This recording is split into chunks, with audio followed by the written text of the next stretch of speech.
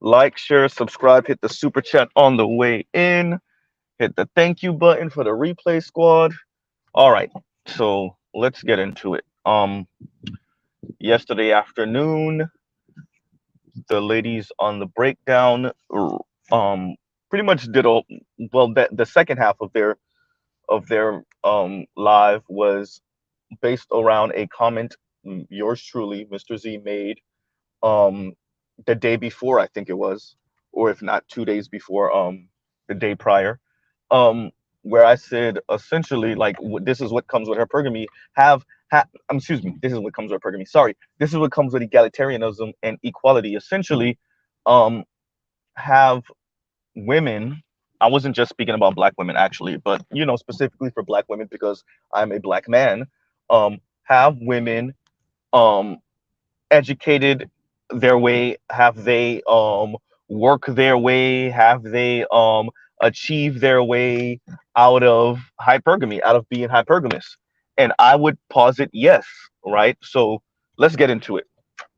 The base question was really, can you have feminism or egalitarianism and patriarchy at the same time? This is the conflict, right? This is the project that second, third, and whatever we're in now, fourth wave, whatever feminism we're in now, this is the issue they're having. The women, I want to be very clear for the FD signifiers and for the Richard Reeves, the women are having an issue with this newfound economic power while still wanting men to pay the bulk of household bills or having men pay all of the household bills. They're actively competing with men in the workforce. They're actively competing with men in education, but they still want men at the base that earn as much as them, if not more. And we all know that's an issue. That's why my title is Supply and Demand, right? That's why train tracks, train tracks, train tracks. That is why my title is labeled Supply and Demand. Now, I want to focus really on one particular clip that the ladies played around the 1 hour and 13 minute mark, give or take, right? And that was um that was of a young lady sitting in a car. I think she was wearing pink, and she was essentially advocating for black women in particular to practice hypergamy, and it was the usual gaslighting of black men, saying, these other cultures practice hypergamy. For those of you that don't know, I don't know why you wouldn't know if you're part of the Black Manosphere. Her hypergamy is dating up and definitely marrying up in social class, right? And social and economic class. And this is something that many women, particularly in these internet spaces, aspire to practice, right? Marrying up in class. So the problem is with this concept, with what the young lady was saying, is the numbers don't add up. What we have here is a math issue. And what many women fail to realize, modern women, if you want to call them that, 21st century women, these high achieving women or want to be high achieving women, and some even just, everyday run of the mill women, they're running into the issue of the math not mathing. But these women think that the real issue is that they haven't willed these things into existence. They haven't asked or demanded enough. They think it's an issue of demanding, like, I'm going to demand that I meet a man and he pays all my bills and he provides me with the best lifestyle humanly possible. My issue isn't that enough women earn enough, right? Or that women are in the workforce and quite frankly, they're cutting the income of men in half by being in the workforce. No, that's not the issue. The issue is that I haven't demanded, right? I haven't demanded for men to do this, particularly black men. This is definitely a black woman empowerment trope, right? I haven't demanded that men supply me with these type of things, right? My issue, once again, my issue isn't supply, right? My issue is demand. I haven't demanded these things, right? And the women are running into the wall of this, right? So let's go through some numbers real quick. Oh, okay. I almost kick myself out, you guys. I almost kicked myself out. If I can, give me 1 second, everyone. Give me 1 second. All right. All right. There we go. 40% of American women earn more than their male counterparts. Right. So let's address some things. Also, you know, in the black community, black men are often gaslit by black women comparing black men to non-black men and then deeming black men lacking, right? Now, a lot of this gaslighting is comparing all of black men to the top 20, top 10, top 5, and top 1 and top 0.1% of non-black men, primarily white men, right? Primarily white men. So once again, comparing all black men to the top 20% of non-black men. Now, the history of America be damned, slavery be damned, Jim Crow be damned. The fact that we're only about 50 or so years out of Jim Crow, and that's right, that's legal Jim Crow on paper. We're not even speaking about how this country has operated since about 1970 in practice, right? Um, and definitely, and that's still federally, right? We're still not speaking about Jim Crow laws that were stricken down in the mid 70s, in the mid 80s, all throughout different states in this country, right? So we're still speaking about federally, right? So that's why this conversation is important. Like I said, so going back to the numbers, 40% of American women earn more than their male counterparts, give or take, just about 40%. College enrollment, like Mr. Z tells you all the time, college enrollment, as of most recent data, is 60-40 split. 60% of women attending college, 40% of men. Or not, I'm saying that wrong. My apologies. Enrolled in college around the country, it's about a 60-40 split, women to men. So 60% of women enrolling in college and enrolling in different colleges, and about 40% of men enrolling in different colleges. Now, depending on the university and college campus, it could be 65-35 split, approaching almost 70-30 split, right? Women to men. Now, all of this is important in context of this hypergamy, dating up, marrying up, finding a air quotes suitable suitor, right? And once again, I'm primarily directing this to the clip that the ladies played around the hour and 13-minute mark. It's a little after an hour and 13 minutes, right? It's about 30 seconds in, past the hour and 13 minutes mark. And it's once again of a young lady sitting in her car. She's wearing pink, black young woman, and essentially she's essentially telling black women to demand these things, and these things are just natural, and other communities engage in this. It's just a black community thing, right? Obviously, the concept, and the ladies on the breakdown engaged in this also. The concept of dating out came up, right, or was implied. The ladies on the breakdown just outright said it. The young lady in the car, she more implied and suggested it.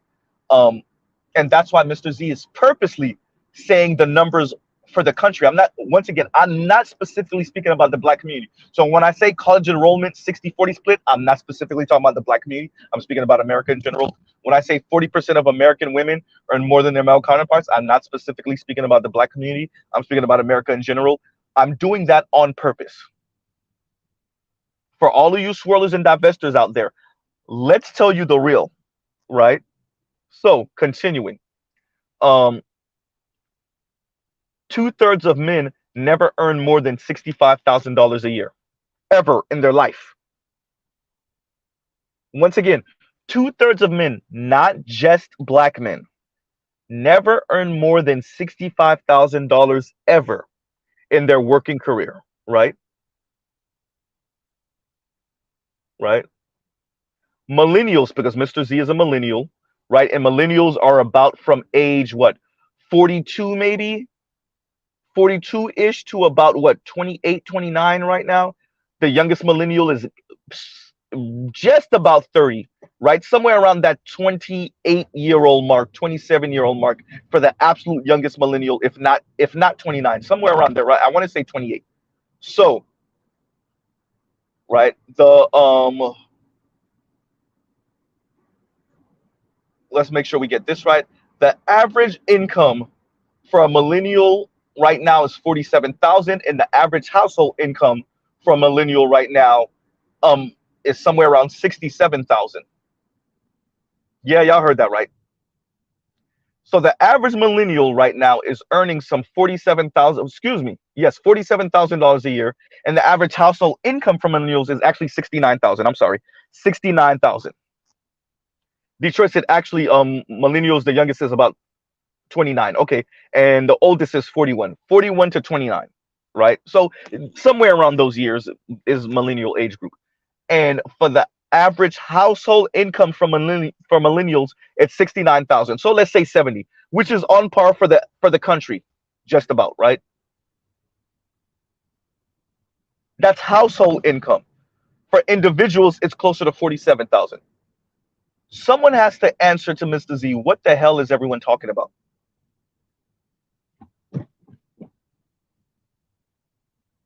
So give or take $50,000. And remember, those numbers are really for 40-hour work weeks and all of that other good stuff. You're working 40-hour work weeks and everything, everything lines up. That's like optimal situation right there. So we'll throw the extra 3,000 on it. So $50,000, right? We'll give you the 3,000.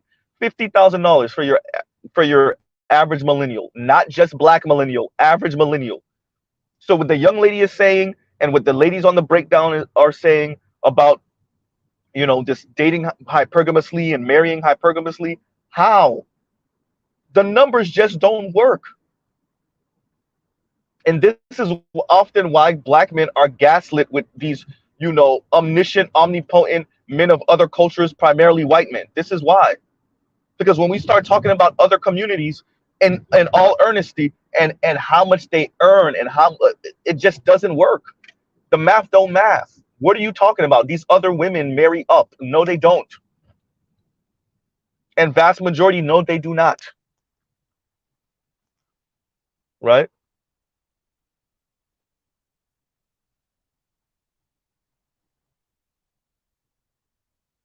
So the average income for black women at the most black women make on average is $42,000 a year, and that's between the ages of 50 to 59.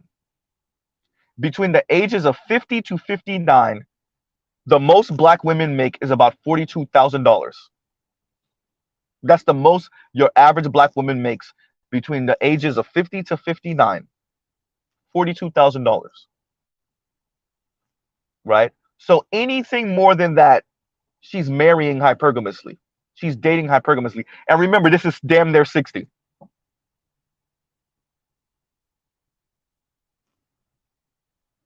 Right? Huh. So what we have are black women speaking about dating hypergamously, definitely marrying hypergamously in a country where, at least for my age group, millennials, the average millennial is making about $50,000 a year. And yet what you have on the interwebs are millennial women, black women, being so loud and angry about the fact that they're being apparently demanded to marry and date men beneath them, right? Because these women have achieved so much and they're doing so well for themselves at $50,000 a year. And by the way, we already know black women make less than that $50,000 a year. But let's say black women were earning exactly on average with your average millennial, $50,000 a year. 50. Not 75, not 90, not 100, not 110, not 120. 50. Right? Now y'all know what Mr. Z is gonna say. That's in the era of $480,000, $500,000 home prices. That's in the era of 48, let's round it up, let's call it what it is, $50,000 new car prices. 35, 37,000, $33,000 used car prices. right?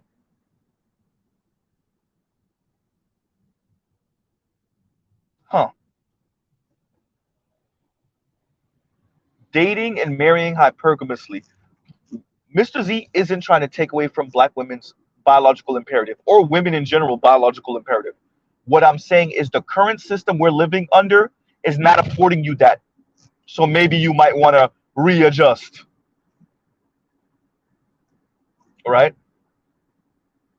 This is not that black men are lacking, that black men aren't trying hard enough, that black women are actually even outpacing black men. Once again, we already know black men still earn more than black women annually. On average, black men that work still earn more than black women. We already know that black women are in more debt than black men. Hmm. And yet we have aspiring black women of varying different income levels speaking about hypergamy. Speaking about hypergamy. And speaking about how black men, because black men are not high achievers, are not affording them a certain level of hypergamy, especially in comparison to what other women get. What other women? Western women? Nope. American women? Nope. As we already said, we're already at 40% of women earning more than their male counterparts in America. What y'all thought was going to come with equality? And that's not even 50. Y'all are screaming at 40%. What you going to do when it's 50%?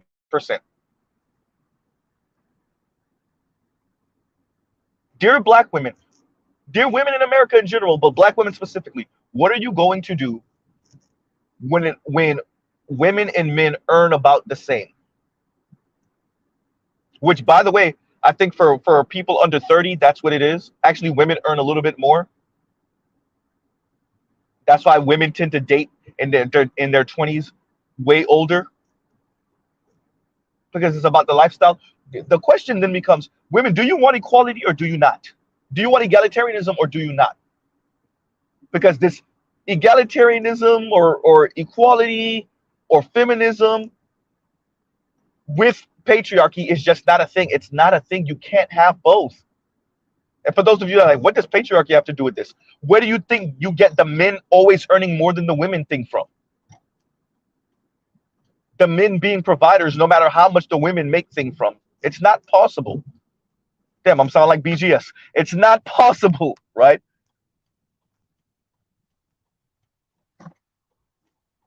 The math ain't mathing because of a system, and yet women, black women, are throwing a fit and mad at black men for it, right? How is this supposed to work? You don't want to rejigger the system. You just want to point at black men, chastise black men, condescend down to black men because of a system that actually is doing this to all women in America at varying degrees. Of course, because we're black and we're on the bottom, it hits black people first and the most. And everybody wants to make it as if it's a character flaw in black men. No, this is systemic.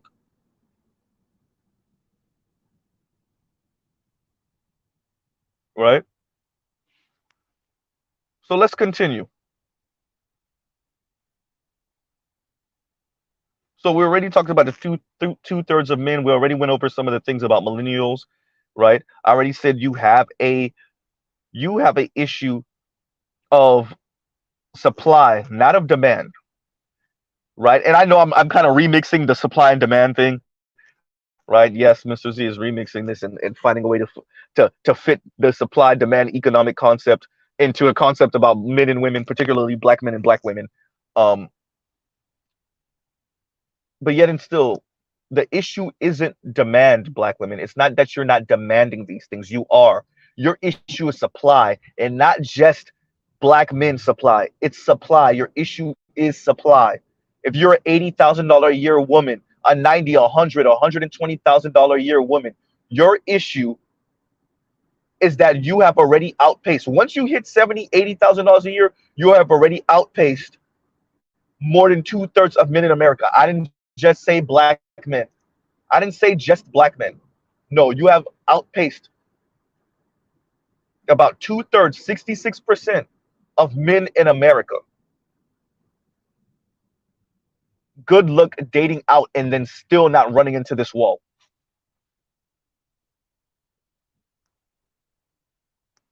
Right? That's your issue. Dear ladies, you cannot will your way into these numbers. You can't manifest your way into these numbers working in your favor. And that's somewhat of the theme or the aura that the young lady in the car that I'm telling you guys about. And once again, the link is in the description for the breakdown where they spoke about this. They started their commentary on this. I want to say around the 50 some odd minute mark, maybe the hour mark. But the young lady that I'm referring to, they play her clip around the 1 hour 13 minute mark, maybe an hour 13 minutes and 30 seconds, somewhere around there, right?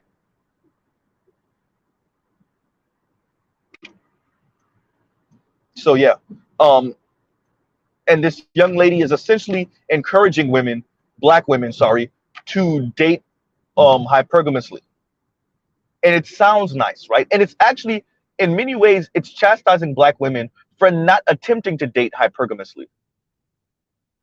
These people, like, they're devoid of any history, right? They talk about these things as if there's no such thing as history, it doesn't affect anything, and they speak as if we're in a vacuum, right? As if we're in a vacuum.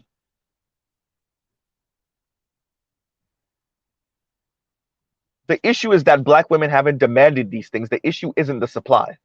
Or the issue is the supply because black men are not demanding or they're not raising their boys. And this is what you're getting more and more from those divester spaces, the swirler spaces, the black women in luxury spaces. The issue is that women aren't raising their boys, right? They're black boys, right? So let's say that again.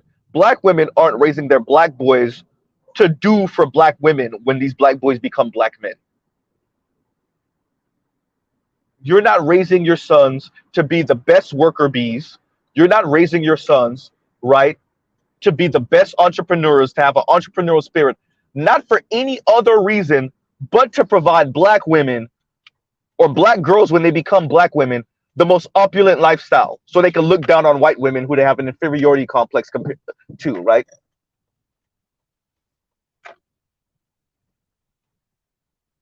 It's not that this is what equality and egalitarianism look like. That's not the issue.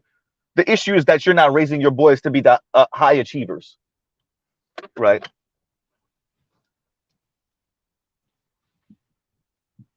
Much akin to the young lady on Themis channel saying the issue is that these women are raising their boys to be able to hit girls back.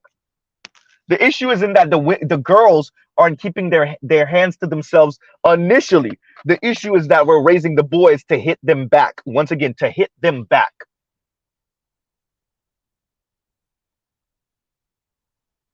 You tie that to this overall conversation. The issue isn't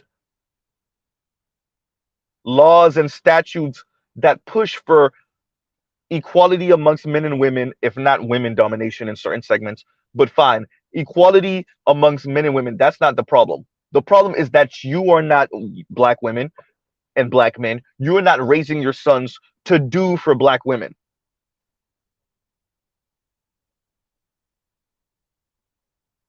That's the issue.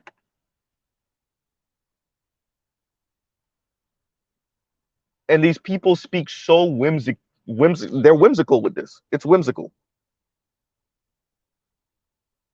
This is why I keep on saying delusional. I'm not saying they're delusional just to say it, right?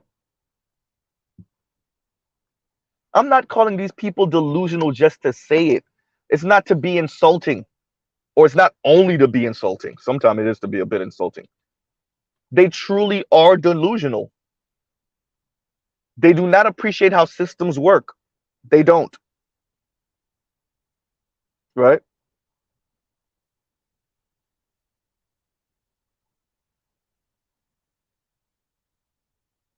Yes, you can achieve your way out of hypergamy to a certain extent. If you if you do not, if you're a billionaire, there are only 2,800 billionaires on the planet. Okay, let's double it. Let's say there's some billionaires that's part of the underground economy around the world. Let's double it. Let's triple it. Let's say there's 10,000 billionaires. Let's more than triple it.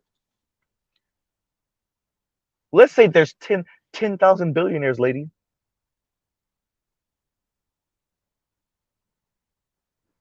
Right? That means you have a 1 in 10,000 chance for the most part to get a man on your level. That's it. That's it. There are 56 million millionaires on planet Earth out of once again a planet of 8 billion people. 56 million millionaires. Let's double it once again. Let's say 112 million millionaires. Once again, that's out of 8 billion people.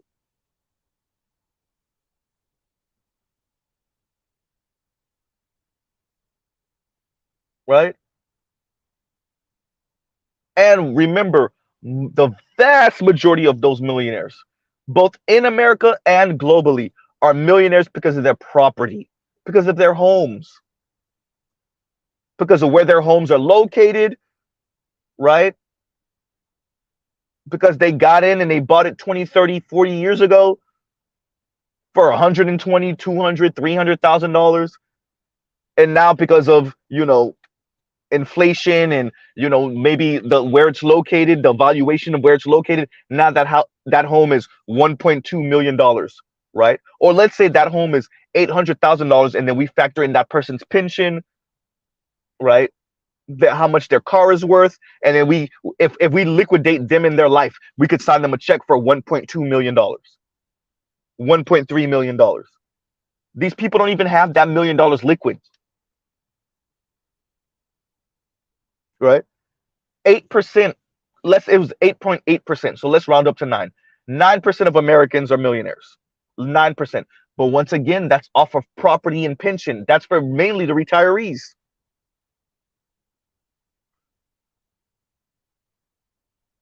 Ladies, what you're running into is the numbers. Forget a wall. We don't go, oh, you hit the wall, haha, you fell off. No, no, no, no. You're running into the wall of the numbers. You're running into the numbers. The math ain't mathin'. When Mr. Z says the math ain't mathin', yeah, hood vernacular, hood lingo, yeah, the math ain't mathin'. It sounds funny, it sounds nice. No, the math is truly not mathing. The math is not adding up.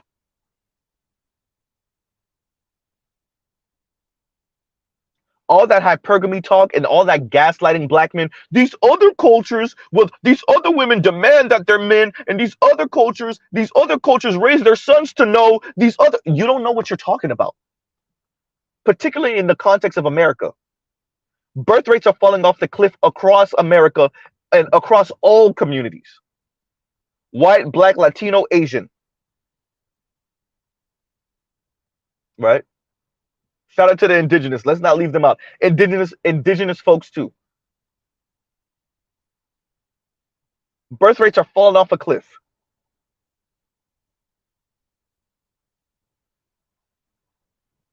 Marriage rates similar, falling off of a cliff.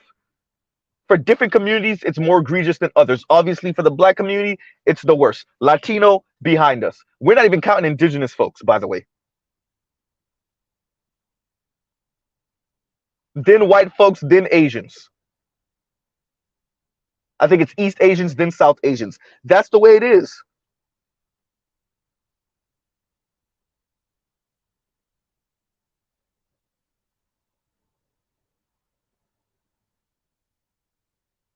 These people are talking and this young lady, once again, encouraging and also I let me say this as a non-ADOS person. You have to be careful who you listen to as an ADOS person when it comes to black people. Dear my brothers in from the continent, I'm about to throw y'all all the way under the bus. But I'm definitely throwing the sisters from the continent all under the bus. Shut the hell up. Y'all don't know what y'all talking about. There you go. Oh yeah, I said it. All you Nigerian sisters, shut up. Shut up.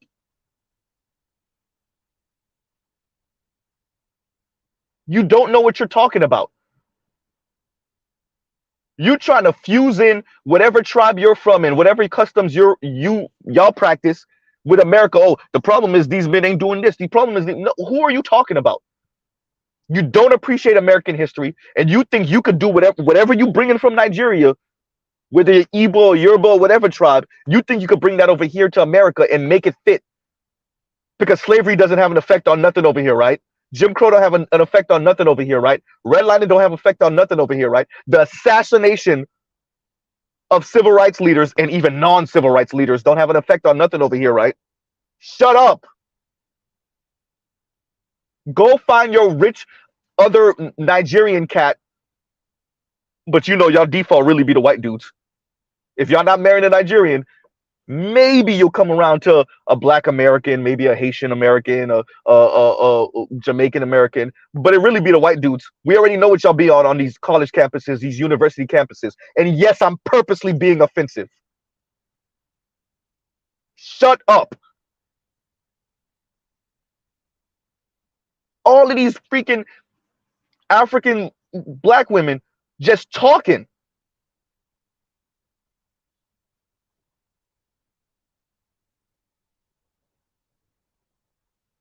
Right?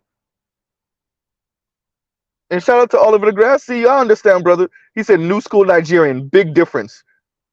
Oh, they have pergamy talk. Half of the, believe it or not, yes, dear ADOS, FBA, black men and black women. Yes, I hear the black men. I hear y'all talking about the ADOS sisters. I hear y'all. And yes, they all know, of course, they're many of them are the ones leading the talk about this hypergamy and black women and luxury and all this other stuff. But for some, where the hell did Nigerians come from with this?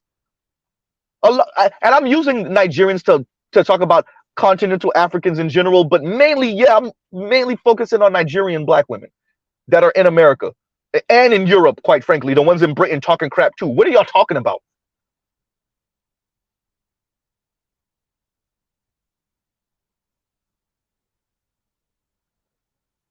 You know what? Stay over there with the Nigerian brothers or with the white dudes.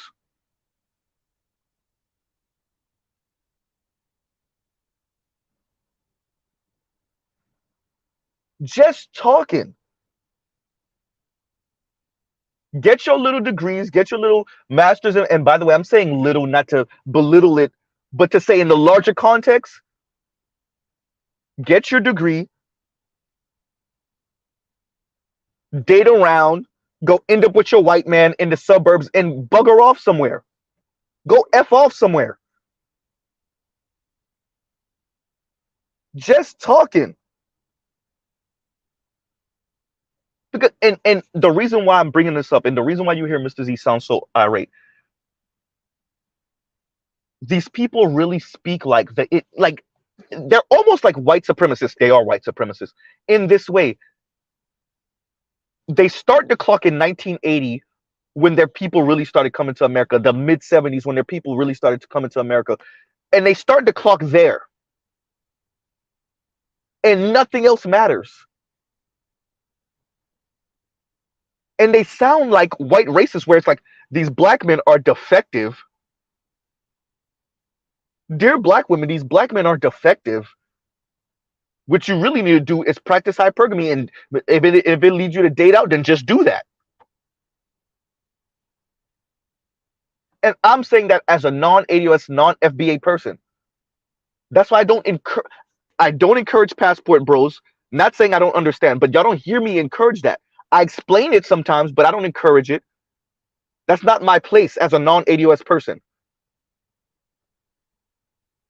I don't encourage SYSBM. I explain it. I understand it. I understand why black men, ADOS, FBA engage in it, but I don't promote it. Because that's, once again, not my place. You weirdos don't know your place. Stay in your lane. You know, let me get this right. Y'all the same people that talk down on black Americans But then you're trying to give Black American women advice about dating out. Shut up,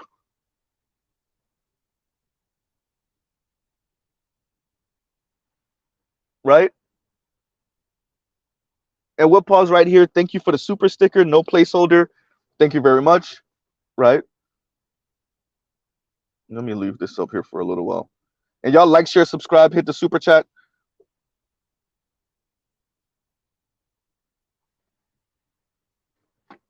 Just talking. And we're back to the main topic at hand. And the main topic is these people don't know what they're talking about. The beauty of the internet, the beauty of easily accessible information, right? The beauty of not having to go to the library and pore over books forever, right? Or go to your parents or your aunt and uncle old encyclopedia collection trying to look for numbers, look for data on these different type of things. No, we have this information at our fingertips, and for the life of Mr. Z, I do not understand. I do understand. I do not understand why these people are talking so recklessly about what black men, excuse me, what black women should be doing and who they should be trying to date. And hypergamy. How does hypergamy work in a system of equality?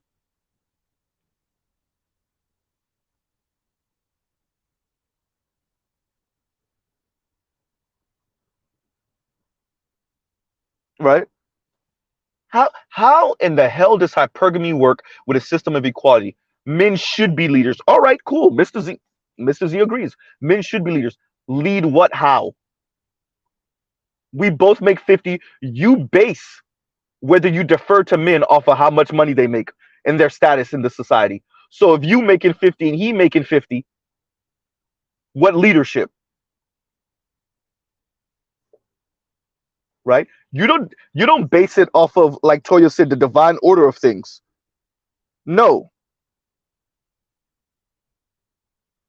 right? And I'm trying to look for Toya's comment when she said it. Give me 1 second. Where the hell is that comment, Toya, when you said it? Somewhere here, right? You don't base this off of, I can't find it, Toya.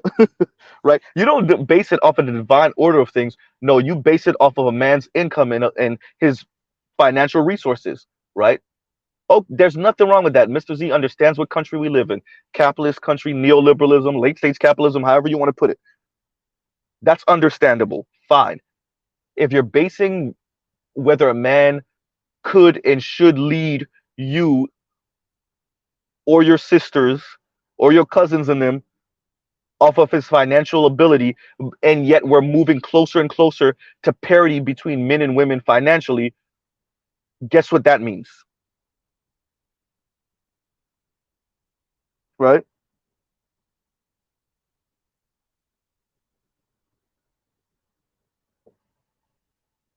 This just doesn't work.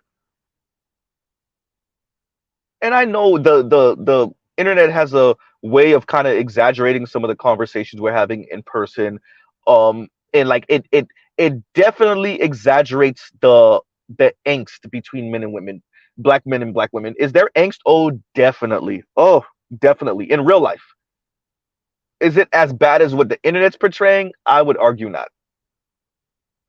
Right? You know, but we got to tell these people to stop talking.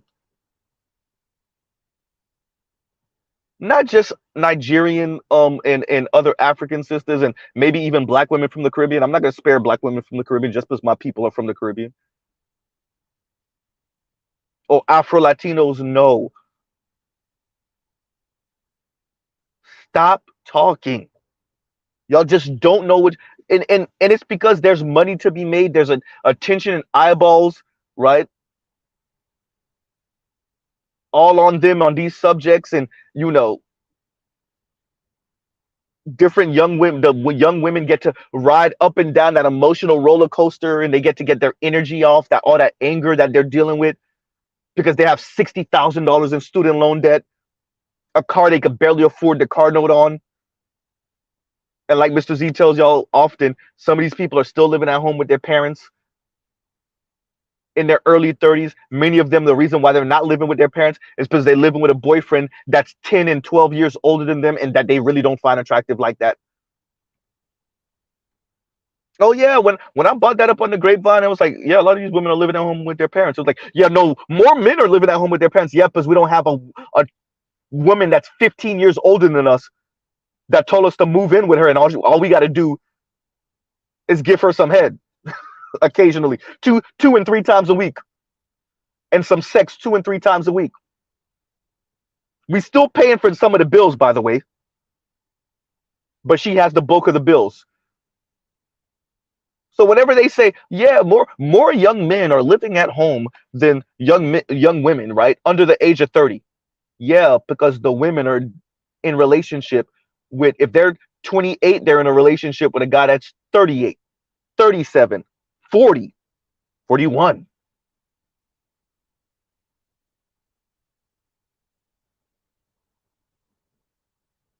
Right?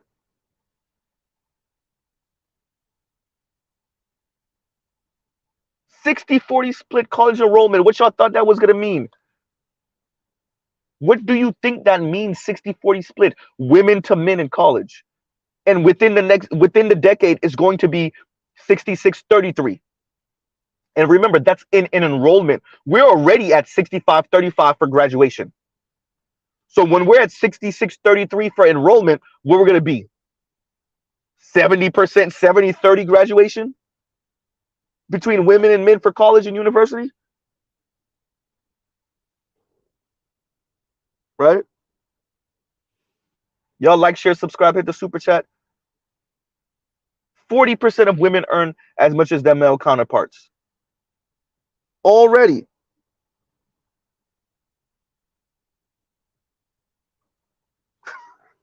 Oliver the Great. I'll read it. I'll read it in a minute. Hysterical. Right? It's just the numbers don't math. I think, to sum up what Mr. Z is saying in summation, the numbers just don't work. The math don't math. The numbers don't add up. It just doesn't. You could talk all this hypergamy talk if you want. You could demand, you could try to will this thing and manifest this thing into existence. This is what comes with equality. Y'all notice Mr. Z has been like on this kick for the past week or two. I've said it before, but definitely over the past week or two, I've been emphasizing this. Right?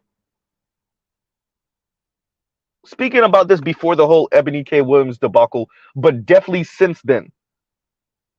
Because these particular people, they want their income, especially for the women that are kind of upper middle class, or they're earning some decent money, 75, 80,000, 90,000, 120, 150 plus.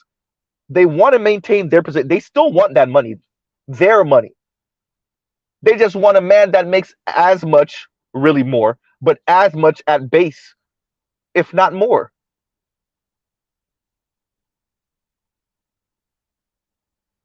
And then that's when we run into the wall. First of all, once again, if you're at $100,000, only 10% of men earn as much as you or more.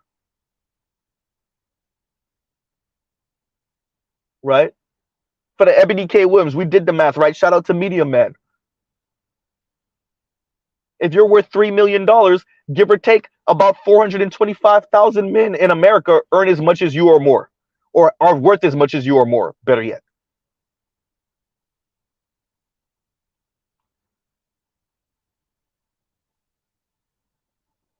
Ladies, once again, once you hit about 65, 70, $75,000 nationally, you earn more than 2/3 of men will ever earn. Let me make sure I say that again. It's not just how much you earn more than they're going to earn this year. No, you're earning more than 2/3 of men in America, not just black men, more than they will ever earn at $80,000. And it's actually more than 2/3. I'm moving that number up.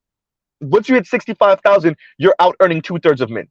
The further away north you get of 65,000, you start out earning more men than they will ever earn in their life. And remember, 1/3 of men hit $100,000 once in their life. We're not talking about whether they maintain that. I mean, they earn 100 this year, they earn 100 next year, they earn 100 the next year after that, 105, 110 plus. 1/3 of men, I think they said, earn 100 once in their life.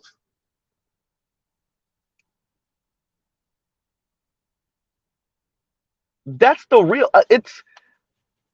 Y'all should see Mr. Z face. Like, it's almost like a exhaustion, right? And it's not that I'm really truly exhausted.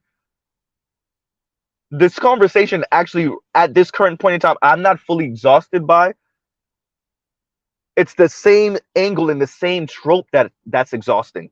What's coming from the ladies, the fact that they have not budged an inch regardless of the environment, and that's understandable because that's your biological imperative talking. But then you have to go lobby governments or lobby corporations to rejigger this thing for you and for other women, for other black women, because other than that, systemically, if you try to individual your way out of this, most likely it's not gonna, and you will be doing what other women are doing online and throwing the biggest fit, the biggest temper tantrum. You're going to sound like Ebony K. Williams. You will. You're gonna sound like Chrissy. You're going to sound like Yanni. Right? You're going to sound like Kim Foster.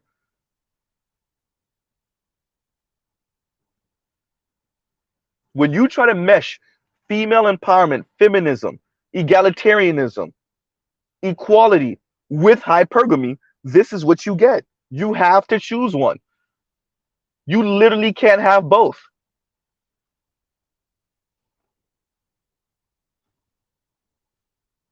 Right? And dear black women, trying to date out doesn't say, oh, Stefco. Trying to date out doesn't change it.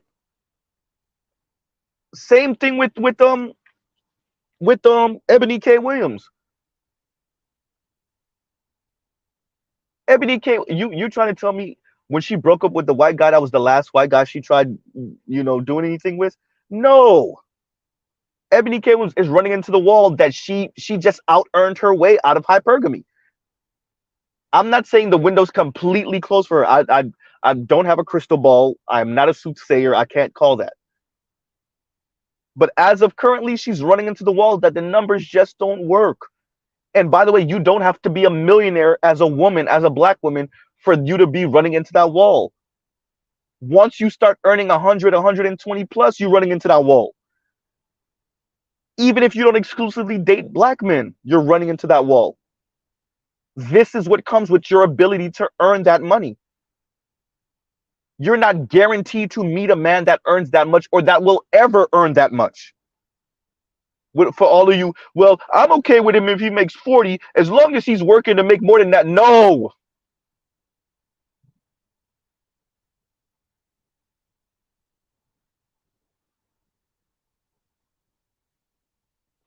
And to Oliver the Gray, this is hysterical. And let me do I mean, if he paying, that's a payment. Excuse me, not if he. I mean, if I'm paying, that's a payment. She's a hoe. For those of you that remember the episode of Boondocks when granddad fell in love with the Mariah Carey looking chick, right? Fake ass Mariah Carey.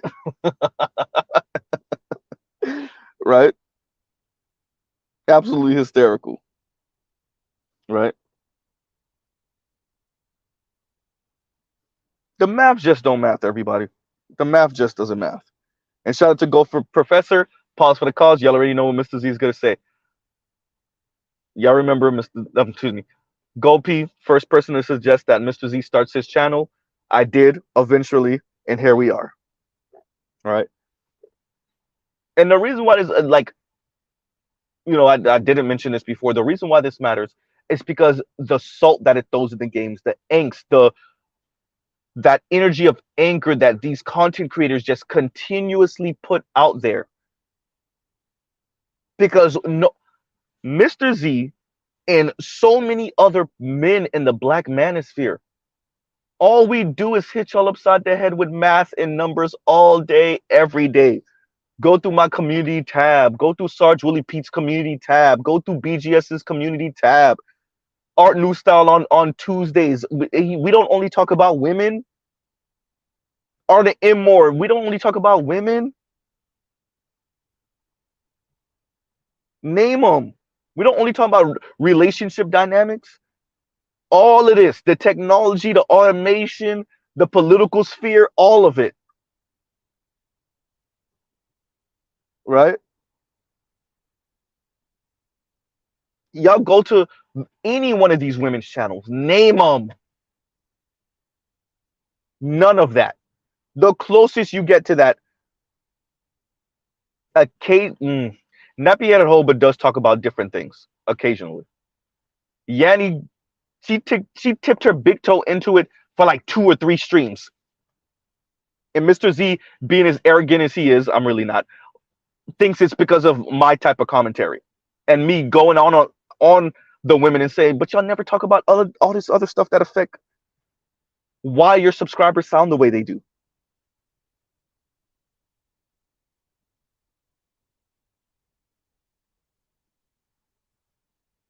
And so what ends up happening is your subscribers are out here left in the dark about the overall environment. Then they're entering into our live streams and our comments and our live comments sometimes, talking crazy, talking reckless. Other women aren't told this. That's what you saw with the whole Ebony K. Williams debacle, right? It was just a whole lot of other women aren't told. Other women aren't told. Why do black women always have to settle?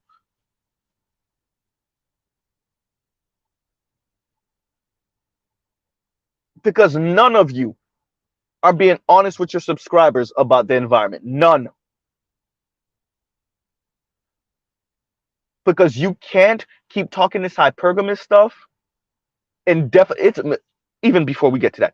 You can't keep on defecating on black men in a vacuum. No, sorry. You can keep on defecating on black men in a vacuum. Once we start talking about societal factors, once we start speaking about the labor force, right? Once we start talking like that, then all of that falls out the window, right? All that's out the window. You could talk about black men in a vacuum. You could belittle black men in a vacuum. You can insult black men in a vacuum. You could question black men's masculinity in a vacuum. You could talk all this provider, protector talk and compare black men to non-black men right up until we start doing the math. Oh boy.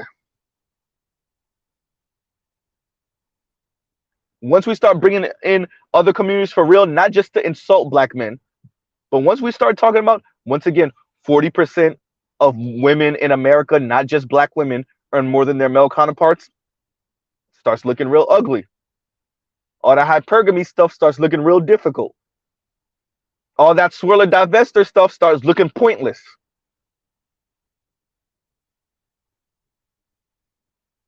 Once we start speaking about that college enrollment rate, it starts being real difficult to say black men don't value education. It starts looking like a man thing. Then, ooh, we have to start questioning, why aren't men going to college and university? Huh.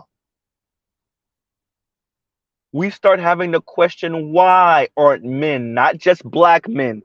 Y'all remember that little sleight of hand that Ebony K. Williams tried to use? I talked to these HBCP professors and deans, and 50% enrollment in college for black men, or something along the line she was saying, right? For every 2 women in college and university is 1 man, right? But yet it's 60-40 split around the country in general for men and women. But she can't say that because she has to hyper focus on the men, black men. She has to hyper focus on what black men are not doing. She can't talk about what's going on generally around the country, because then it makes it more difficult to defecate on black men. And that's what I'm accusing all of these content creators of doing. All of them. And I'm tying that to the conversation with the ladies from the breakdown by saying, no, you can't hyperachieve and then still demand for a man that's a hyperachiever. If you don't catch him in college and university, if you don't look up and catch him somewhere in your career field, it's probably not going to happen.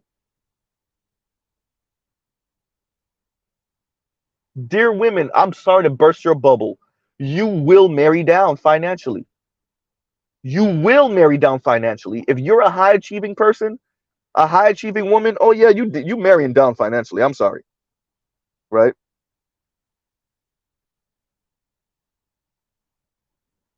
Because the math doesn't math. What you think is you didn't bump a man off for that position. You bumped you you bumped a man off of that position.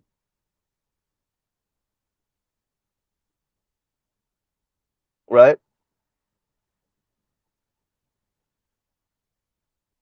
And Shannon B says, when did she ever mention black men? She mentioned black men on the Breakfast Club.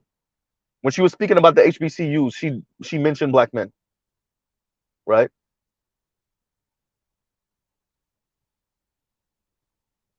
So yeah, it happened. And when she was speaking to Iyanla on the griot, and she was speaking about other black women like her and their struggles to find men, was she just saying men or was she saying black men?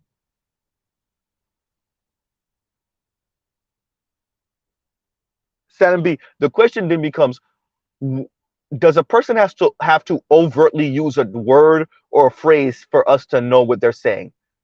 Can they imply something? Right? Can something be implied or suggested? Does it always have to be outright said? And I know we're kind of in dangerous territory when well I ain't say it, so you can't get me on it. Yeah, true, but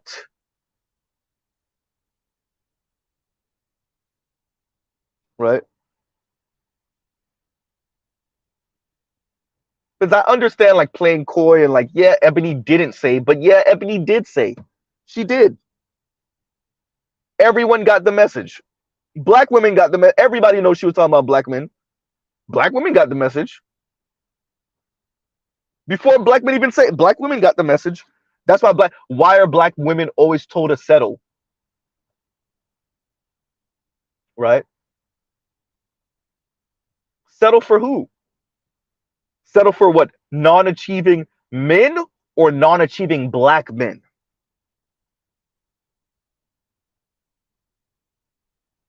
Right?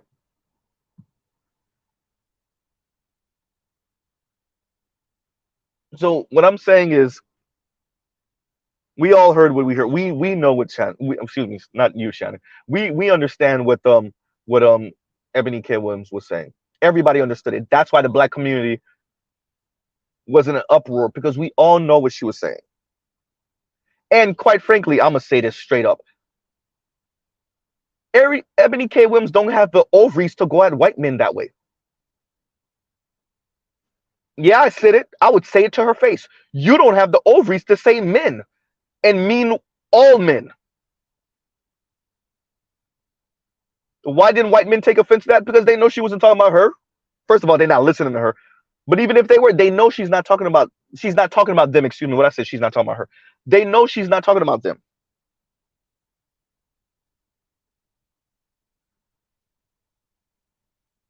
Even with the numbers being what they are in the white community, which once again, white dudes aren't going to college as much as white women. Once again, their percentages are similar when it comes to white women out earning their male counterparts. I think it's closer to 33%, but cool, whatever. A third of them, a third of white women earn more than their male counterparts, give or take. It's when you add in everyone, that's when it goes up to 40, right? When you add in Latinas and black people in particular.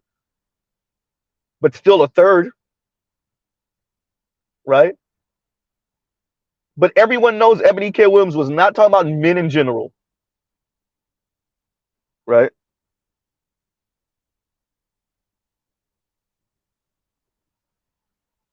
And it's okay if she was specifically speaking about black men. She said what she meant.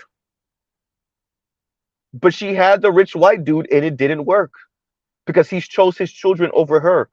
When she was like, yeah, when on horrible decisions, when they asked, were you invited to the home during COVID? And she was like, yeah, I was invited, but the right.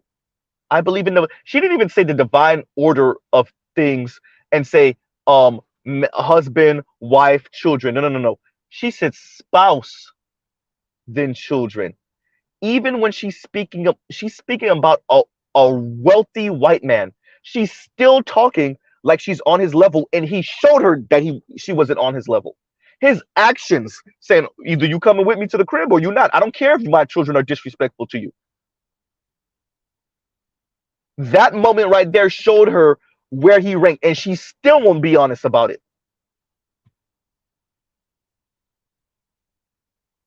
She's still trying to hold on to her pride. I believe in the divine order of things. Spouse, then kids. No, that's not what it says. Husband, wife, then kids. This is why Kevin Samuels kept on talking about feminism in the church. You see how they try to remix it? Husband, wife, then kids. That's the divine order. She said divine order, spouse, then kids.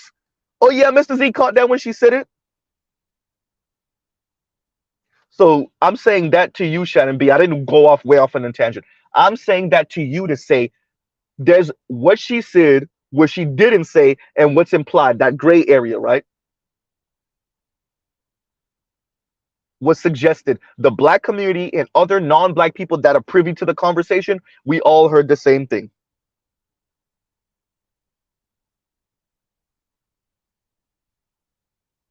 That's why non-black people did not get offended. It's not that they didn't get offended because their numbers are so way off than black people. No, they didn't get offended because the non-black men know she wasn't talking about them.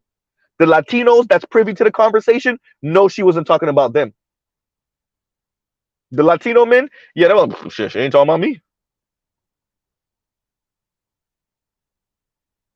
Right? That's why Latina women and white women weren't saying, well, why are we the ones who's always told to settle?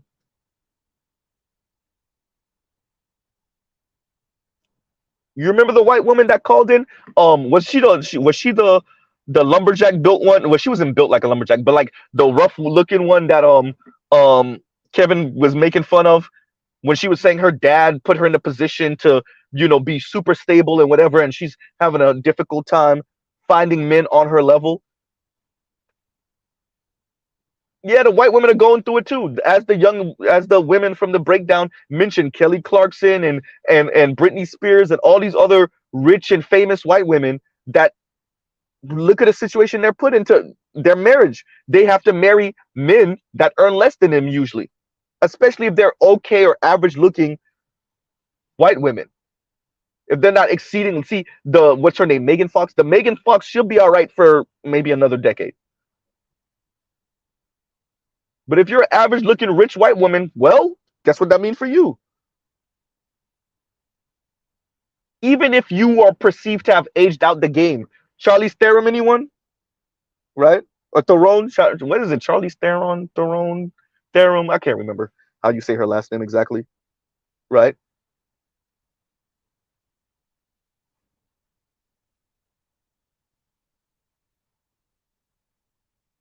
Before we even add before we put into the fact that she got her little black adopted son walking around here in dresses, we're not even going to factor that into the conversation yet.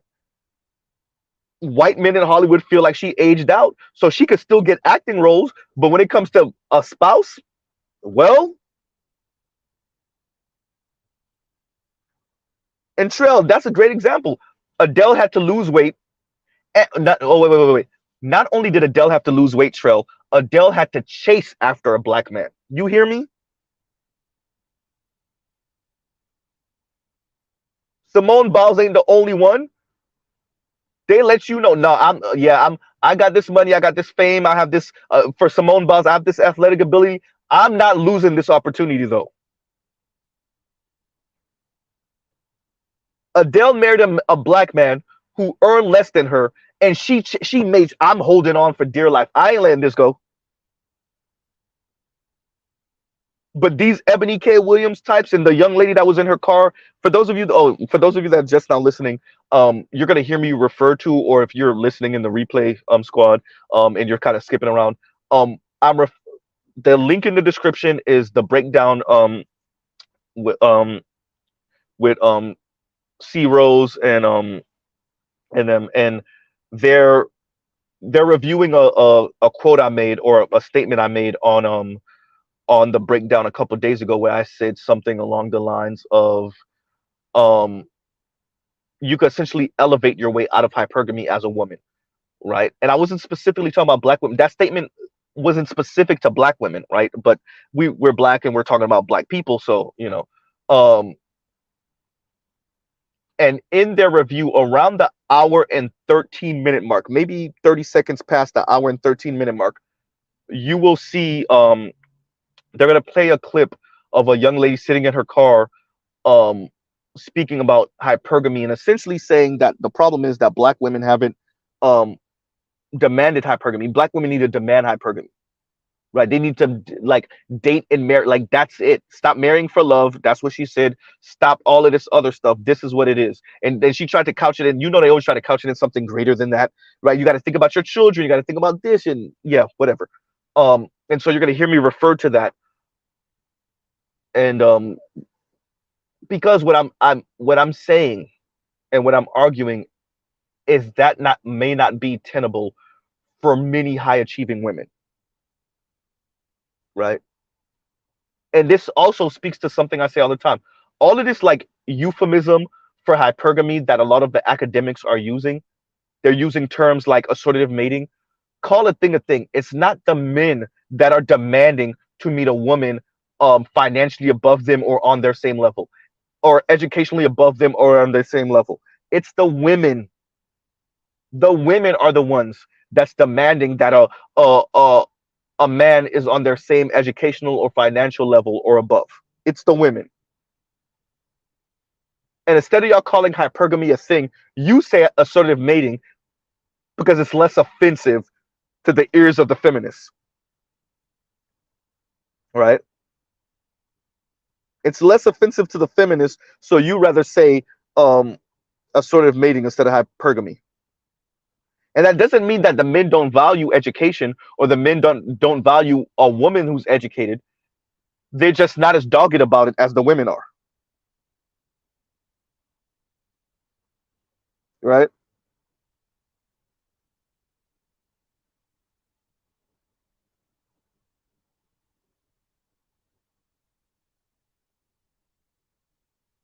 And no placeholder, thank you once again for another super sticker. Thank you very much, brother. Thank you. Right?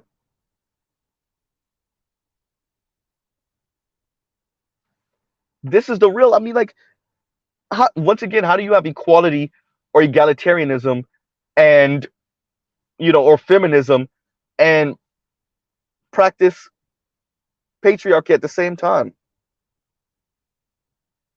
right? And Michael Ross says, "I respect Simone for shooting her shot and doing what she had to do to secure her spot." That's it. And like, ladies, if you have too much pride, look, I'm not one that don't think that women don't have pride. But if you have too much pride to show a man that you really about him, right? You want to play something. No, nah, I'm not chasing after no man. Da, da, da, da. That there's nothing wrong with that. Look, y'all never know. Mr. Z always tell y'all there's nothing wrong with that. That's always, not always, but almost always the second part to my sentence, right? Or the second part to my statement. Nothing wrong with that, but you have to deal with the consequences of that. Simone showed, no, I'm holding on to this, right? And for you ladies that feel like you have too much pride to do that, or the men, you're not meeting men on your level enough to show him that, that's nothing wrong with that. But then deal with the consequences. And I can't. One of y'all shout yourself out. Whoever said this, because I'm gonna start using this more and more often. The issue isn't dying alone. The issue isn't dying alone. The issue is living alone. And I would like to direct you to Real Talk with Yanni. I would like to direct you to Chrissy. Right? The issue isn't dying alone. It's living alone.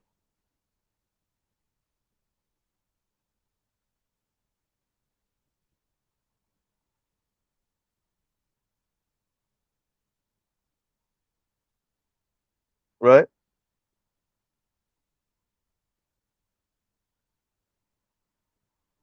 And even Kim Foster had to deal with that when she was single. Like, when the little clip, and I saved it because, these people be deleting it afterward.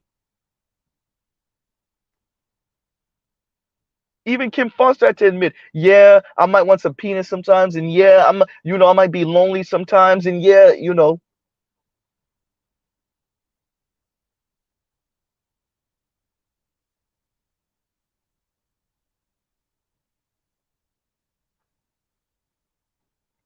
You see what I'm saying? Trell said, my late wife was making $6 an hour and bought me a PS2 and a GameCube. I knew she was down for me.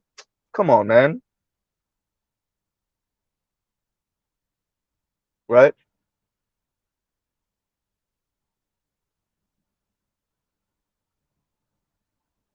And we all done been there. Dear women, I want y'all to know your homegirls are snitching y'all out. I said it to y'all before. I haven't said it in a few months. Let me remind you. And I'll end out after this. Y'all like, share, subscribe, hit the super chat. Thank you button for the replay squad. Y'all homegirls are snitching y'all out. They telling us that y'all crying yourselves to sleep at night. They telling us that y'all crying yourself to sleep at night with y'all vibrator in your hand. They telling us. They tell, hey, such and such. Oh yeah, man, she always seems so happy. Or she always seems so like she's really about her work. She's really, yeah, no, she miserable as hell. She was crying to me for 30 minutes in the bathroom the other day. Right? They snitching y'all out. We know, ladies, we know.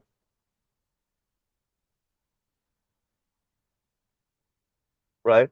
All that hypergamy talk. Look, I'm not about telling, and like, it needs to be said because somebody got to state the obvious. Mr. Z will state the obvious. Who's telling you to end up with a bum? Who's saying that? Yes, Chrissy, you're right. And by the way, that might be my midday review of Chrissy talking about they get to talk black and sleep white, but you can't. Okay, cool. Who's telling black women to end up with a bum? Yes, Chrissy, you're right. If y'all end up with that guy and y'all break up and he take half your stuff, you're right. We're gonna make fun of you because that's not what we said. That's what you heard. That's not what we said. Nobody's telling you to end up with the loser or that's sleeping on his mom's couch and that's gonna come and sleep on your couch and play video games all day and be on some baby boy stuff, driving your car when you're at work. Who's saying that? No one's saying that. We're not saying that. We're not suggesting that. We're not implying that. We may tell you to work with the man, a dude that clearly shows that he has some drive and some ambition, not necessarily to be a millionaire, because these same people that talk about nuance don't want to practice no nuance. They talk nuance all the time. For them it's baller dude or bum. Right? You're either a multi-millionaire or you're sleeping on your mom's couch. What? Right? So yes, Chris, yeah, we will make fun of you. And if that's what you signed up for, if you're an attractive woman and you have your own money and you meet the guy at McDonald's in the drive-thru and he's that attractive to you and you take him on, fine. But there is a risk. If you end up with the uber wealthy dude and he's demanding and he's a dictator, then fine, then there's a risk. If he's a pushover, then there's a risk. Dear women, maybe this is something that we have to really get into. women not wanting to like bulletproof, bomb proof everything, right? Guardrails on everything, even their love lives, right? Trying to mitigate for everything. Maybe that's what the whole no struggle love thing is for, right? I don't want to work with the man because what about if he get on and then he leave me for the white girl? What about if he never makes it? Right? What about if he never like? I don't want to work with the man because what about if the highest he'll ever go is a $50,000 a year man or $45,000 a year man? What about that? Or what about if I work with the man and then he cheats on me, which might happen? I'm sorry, ladies. Look, dudes. I'm gonna just be honest with y'all. It probably is gonna happen. I don't even judge you off of that. Is he gonna leave you? No. Okay, then. All right. Right. But let's get into what. What about if I work with the man and he only makes 60 and he cheats on me?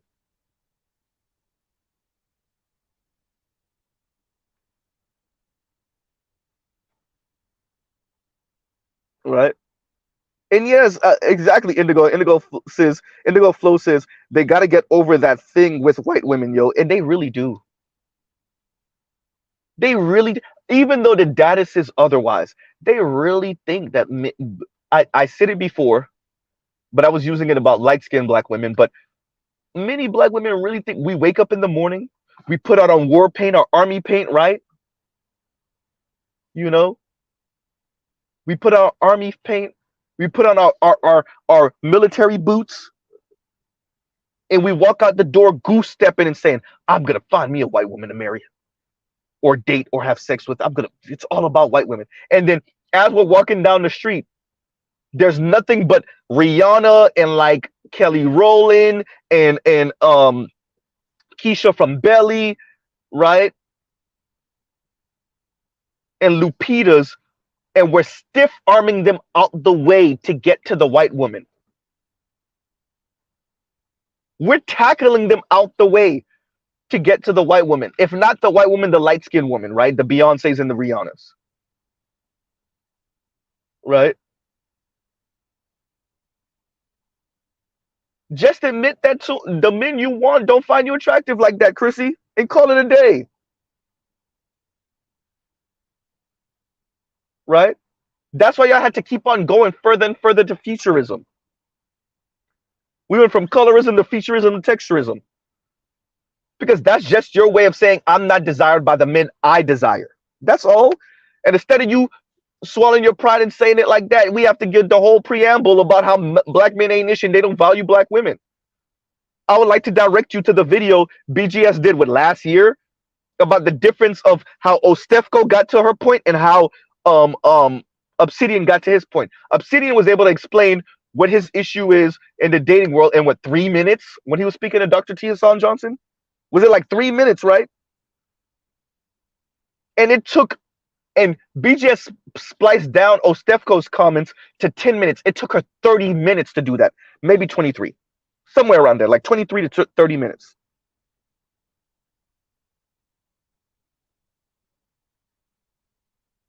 Just say your issue is the men that I desire don't desire me in that way, right?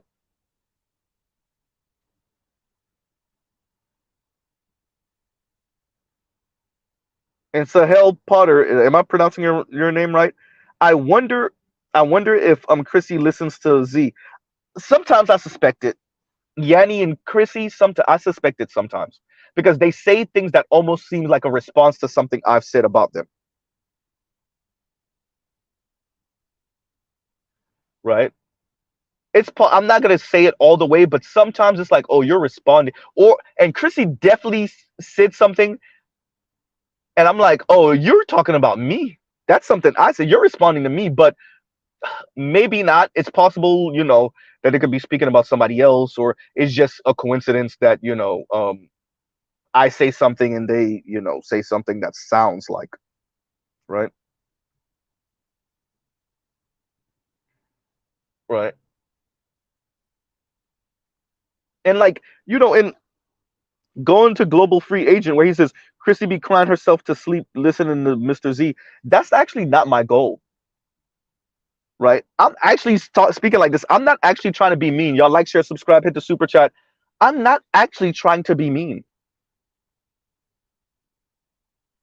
I don't care to be necessarily nice, but I'm not trying to be mean. I'm saying this because I really think they're full of crap and they're gaslighting not just black men with their commentary, they're gaslighting black women. They're not being honest. They're not being honest with the environment. And that's why I was so incensed with that Insider article and how Chrissy chose to, what's the word I'm trying to use? How she chose to angle that article, right?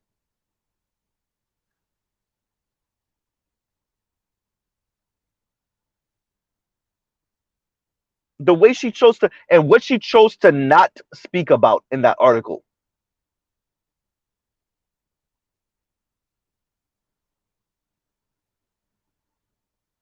A lot of these ladies are lying by omission. And by the way, all of this ties into the subject matter, right?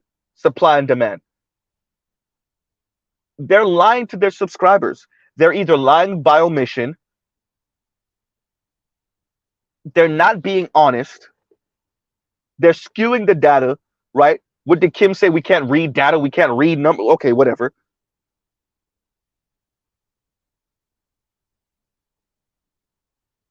So my goal isn't actually to be mean or have Chrissy cry herself to sleep at night. I'm okay with her crying herself to sleep at night. I look at it as just desserts for her campaign and her jihad against black men in the black manosphere, particularly black men, because of whatever issue she had with the two people, right? We already know one in particular for sure she had an issue with, but y'all the ones who put me on game about, the other brother that, she felt was stalking her, right?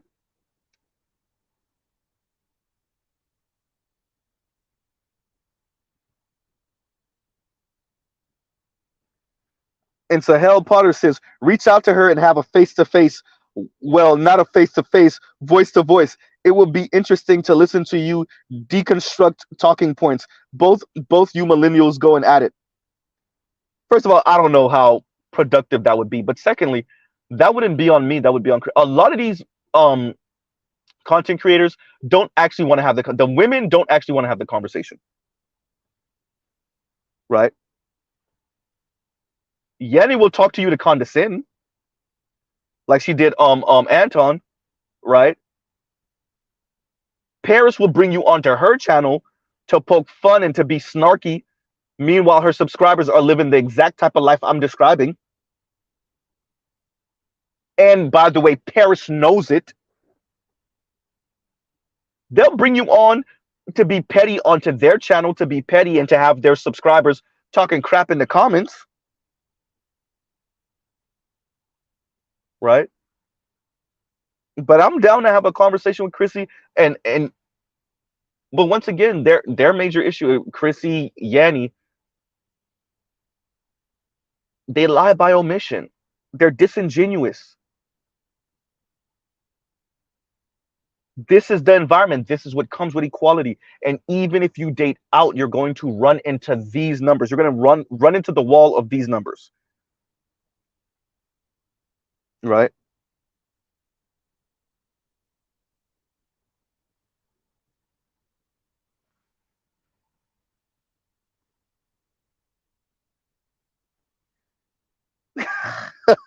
That would be me because I do wear clear lens glasses with no prescription because I don't really need glasses, so I'll be wearing my girlfriend wears glasses, and it's funny. So let me read this comment for those of you that's just listening. And D Scott says, so D Scott pause got Mr. Z perfectly because this is Mr. Z, and he said Z pushing up glasses with no prescriptions, looking at Chrissy from across the desk. That is so. Anyone that knows Mr. Z for real just was like, God damn, D Scott got Mr. Z. That is Mr. Z for real. That's why it's so funny, is because it's so true. Right? My girlfriend makes fun of me all the time because she's like, you're perpetrating. You're perpetrating my life.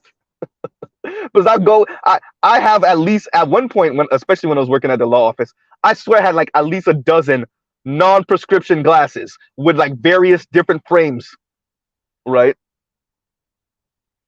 Various different frames. I just had, and not like, not shades, right?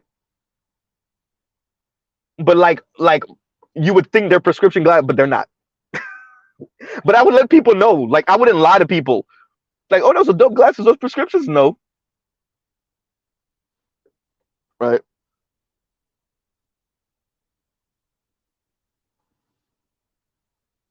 Yeah, definitely clear lenses. Oh, definitely clear lenses. Look, Oliver the Great selling me out. Spot on. These guys said never met him, but these guys like I know what type of person Z is. I definitely. You feel me, Toya? My vision near perfect. That don't why just because my vision near perfect. Why can't I wear non-prescription? Why can't I wear non-prescription glasses? What, just because my vision is nice? Thank you, Toya. Right. And I'm a bald guy. I gotta put something. I mean, I have the beard, but I gotta put something on my face, right? Shout out to all you crisp tape line Negroes. I'm jealous. I don't got nothing. I have to wear glasses, okay?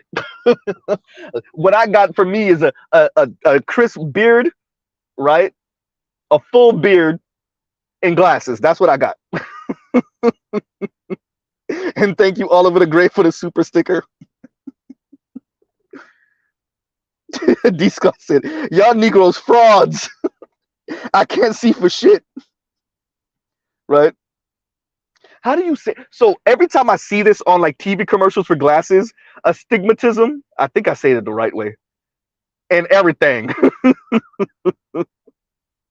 Disgusted. I'm a blind truck driver. Right? Toya said they're cute. I look distinguished. I'm a skip the they're cute part. I'm gonna just say I look distinguished with them though. Right?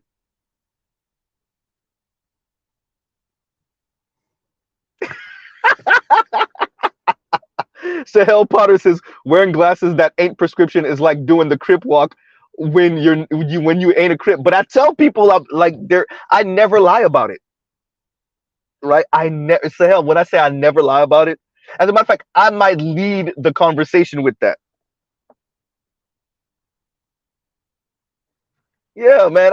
I now I only have maybe 3 or 4. It's gonna get larger again, but by the way, but I have about 3 or 4 non-prescription glasses that I wear, right? No, no, it's actually 4. I have a nice brown frame. I have a brown and gold frame. I have the black and silver, like the Malcolm X frame. I have a straight black frame, and then I have a clear frame, right? Yeah.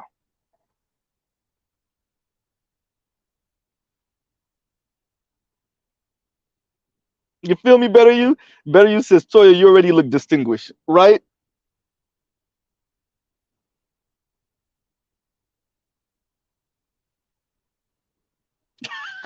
Toya said I have like 12 pairs. Look, hey, I wish a black woman would tell me something about my glasses. Bitch, your hair ain't real. Right? Can't tell me nothing about my fake glasses. These only cost $10 a pop. Right?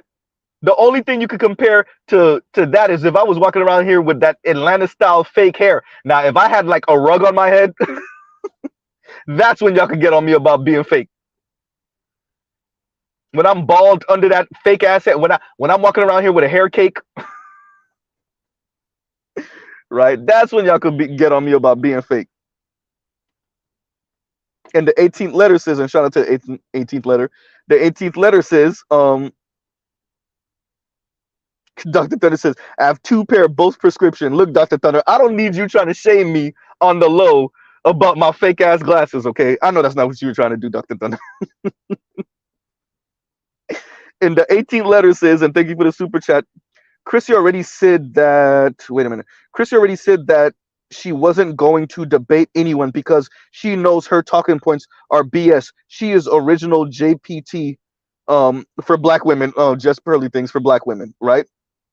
Yeah. Yeah. Right. Oh man, don't forget the blonde beard weave, bro. Now, see, now we getting into like the hierarchy of morality, or right, or like being just a straight hypocrite. Because fake beard to me is another level. I could maybe understand a brother that's like having a hard time letting go of the hairline, right? Like I had a hard time, and it started for me in like my mid-ish 20s, right? So I can understand if you have the means and people don't really know, like it's maybe the earliest part of you losing your hair. And so you do definitely if you do hair surgery. I don't actually fault men for doing hair surgery, right? Especially if it like from now on, like it just grows naturally and like nobody knows, like the Elon Musk of the world, right? So I get it because if y'all see the picture of Elon Musk before the hair surgery, Jesus Christ, you ever heard of a mole rat? Jesus Christ, right? And don't worry, 18 letter. I'm gonna address the rest of that in a minute, but let me get through this. So if y'all seen Elon Musk before the hair surgery, like yo, oh my god, mole rat for real. Um, so I understand men with the hair surgery, but if you doing fake beards and then dyeing it, oh man, my god. Hey, I don't want to be a whole hypocrite because how am I condoning, the hair cake? Shout out to Steve Harvey, or even Jermaine Dupri right now. Jermaine Dupri, I think he's rocking a whole hair cake right now too, but it looks good on him. He has the whole like Gumby thing going on. Well, not Gumby, the straight fucking like well, it's almost Gumby going on, and I, I, it looks good on him. So I mean, all right, right. But there's something about a fake beard, like there. I don't know. We all have that thing that we don't really know how to explain why it's a thing for us, but yeah, the fake beard to me is like it's just too far. It's a line too far. Exactly, Emerald Edge. And Emerald Edge says, if you're a television person, pretty much if you're a television personality, I understand. I understand, right?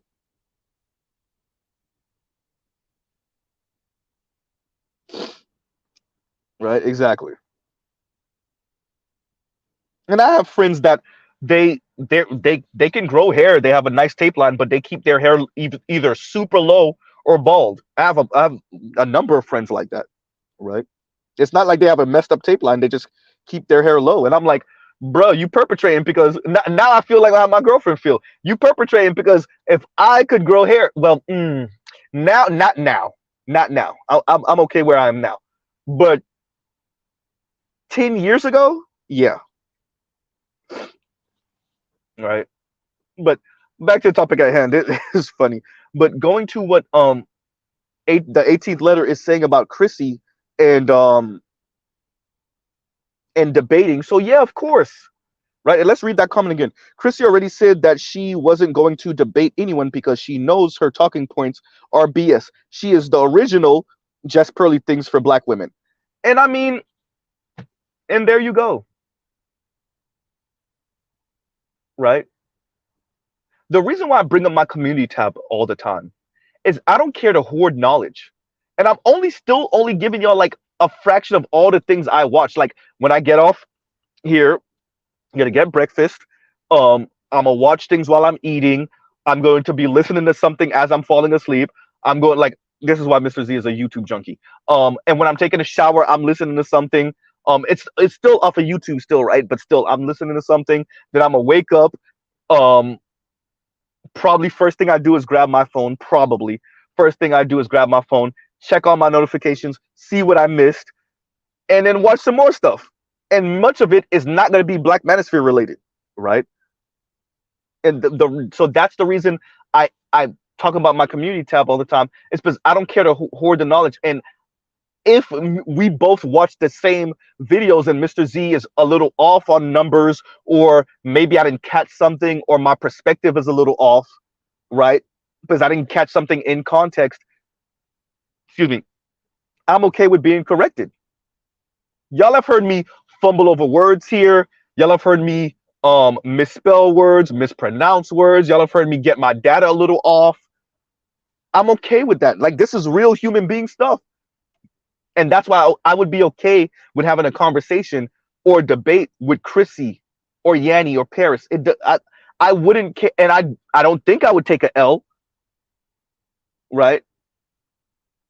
And to be 100% frank, I think I'm more genuine than they are. That's why I don't think I would take a L, right?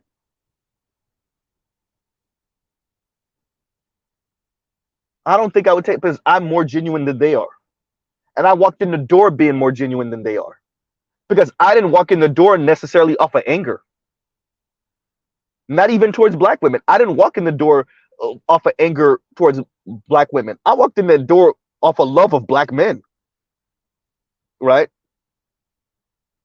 Somewhere in the world is Cameron peeking over somebody's shoulder like pause, right? But it was the love of the brotherhood. And yes, I have my issues with certain behaviors coming from black people, namely coming from black women and women in general, but black women specifically, because that's all I care to date and marry, right? So yeah, yeah, I wouldn't have a problem having a conversation with her. I wouldn't with any of them because they got what the first. I could tell if any of them are listening right now, have listened this far. It's easy for me to defeat what you're. I'll give you the question. The first question I'm gonna ask. How is this supposed to work? I could throw the first question out there. That's the most important question out of anything I would say or ask. How is this supposed to work? How is hypergamy supposed to work in this environment, even for black women, even if they're dating out, right? How can you have female empowerment and patriarchy at the same time? How does it work, right? If black men are so trash, show me all of your swirler and divester subscribers that are married to the white man. These questions are easy. They're easy to ask, and I can ask them now. I can ask them now. Know that I'm gonna have an interview or a conversation with one of these ladies in 2 3 weeks, and still ask it, and I guarantee you, I don't really get a good answer.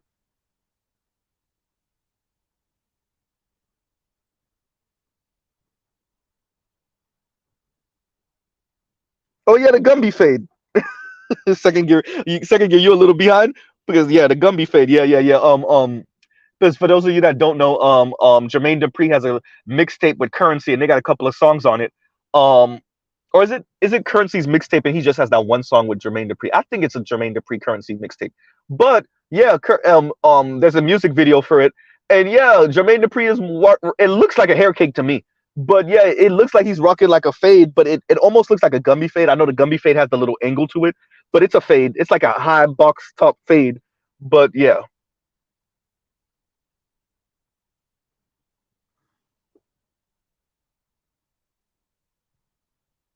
and that's for me. That's all it is. It's you know, look, like, y'all hear it, and I mean it. I'm not saying that just to say it. I don't take away from black women's hypergamy or their biological imperative.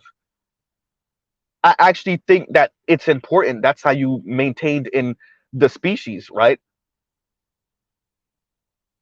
But when you don't take into account the current environment and you're enjoying the bounty and the fruits of female empowerment, women empowerment, feminism, egalitarianism for all of its faults and its pluses, if you're enjoying all of the beauty that comes from that, then you got to know what the dark side is. And the dark side may be you don't get to marry up all the time. Maybe women, including black women, don't always get to marry up. Maybe women, black women, don't even always get to marry on their financial level or educational level. That's the other side of this, right? That's on the other side of this. You don't always get to marry up. You don't always get to date up. And yes, you still got to value those men.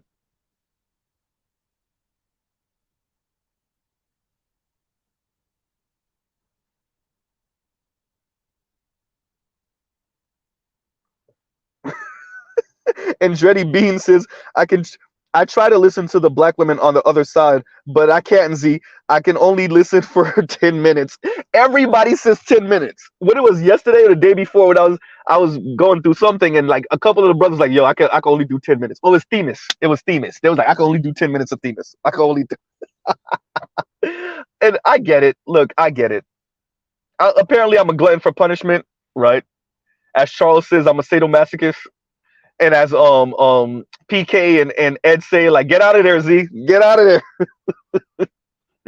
right? But yeah, no, I listen to them because I actually find it fascinating that you can try to put these things together and like they don't work, and then you still try to put them together, right? That I just find these conversations, human beings in our with all the advancement in technology, right? Cell phones, parallel parking cars. Like you guys have heard me say this stuff before. Electricity, like constantly on electricity, at least for those of us in developed countries, right? Air quotes developed countries. Um, Healthcare services, something happens to you, if you don't live in the deepest parts of the hood, you can have a paramedic or a ambulance to your house in like within 5 minutes. Like all of this technology, right? Cameras, camera phones, just geez, right? You could be to Miami to New York in 2.5 hours, right? Miami to LA in about 4 hours, 4 or 5 hours. Well, it's like 5 hours, close to like 4 or 5 hours, right? Just a century ago, it would take you what, a day or so with with ships like the Titanic to get from like um New York to London. Now we could fly in like a quarter of the time. That's the technology we live in with, and yet these people are still worried about who doesn't find them attractive, and then going on jihads for multiple years on the opposite sex because of who doesn't find them attractive. I find that type of thing fascinating, right? I find it fascinating that once again with SpaceX and Blue Oval, right, competing on government contracts to see who's going to go to Mars, well, who's going to colonize Mars first, right? Where we have these what are supersonic rockets that can maybe shoot a nuclear weapon out of the sky, right? You have satellites in the sky beaming down signals, spy satellites that could zoom into something as small as a dime or a penny. That's the era we're living in, right? You have the ability to nuclear bomb a city, shoot a missile into the air from a boat under the. Let me say it's so real primitive to get y'all to understand what Mr. Z is saying. You have a boat under the water. Yes, submarine. I'm calling it a boat for a reason. Once again, primitive. A underwater boat that shoots a projectile up out of the water, and then in its descent, that projectile shoots multiple other projectiles that are tipped off with nukes. And these other projectiles can incinerate like how many miles? 40, 50 miles, 10 miles, whatever the hell, and completely incinerate everything within that radius. And remember that that projectile has other projectiles that shoot out of it, so multiple warheads that can incinerate a city, definitely a town. And that's from a submarine, a boat under the water. We ain't even talking about intercontinental ballistic missiles, right? ICBMs. We're not even talking about aircraft carriers and what they could do. Literally a small town over the ocean. We're not talking about fighter jets. We're not talking about drones.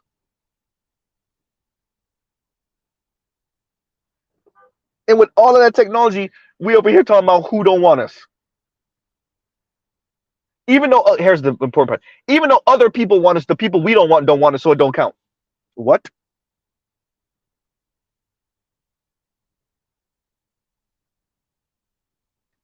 Right?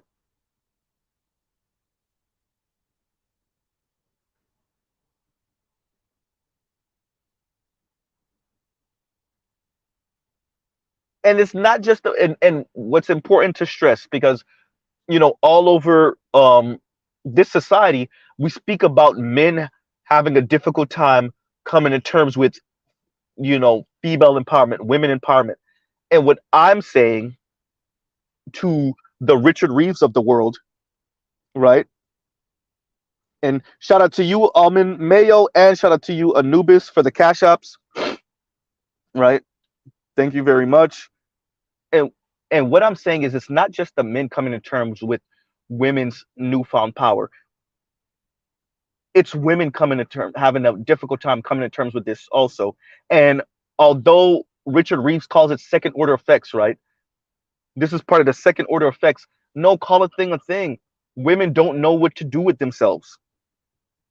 Women in Western developed countries who still want men to play a particular traditional role while they live in a modern era don't know. They're trying to piece these things together, and they're having a very difficult time doing it.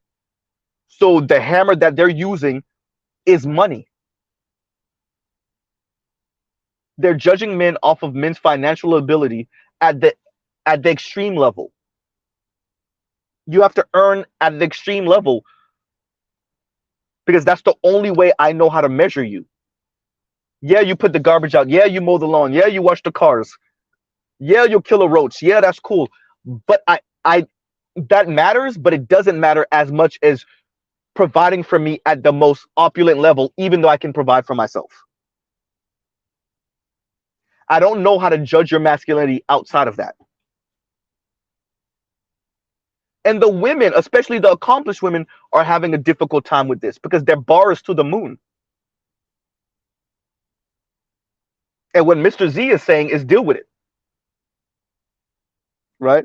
And Mr. Shook to you, thank you for the super chat. And Mr. Shook to you says, Mr. Z listens so we don't have to go through that. Man, I'm telling, like, I know it's real when even BGS is like, yo, Z, I couldn't do it. I could only do 5-10 minutes. I couldn't do it. Right? And yeah, these people sound crazy. Yeah, they're out of touch. Of course. Right?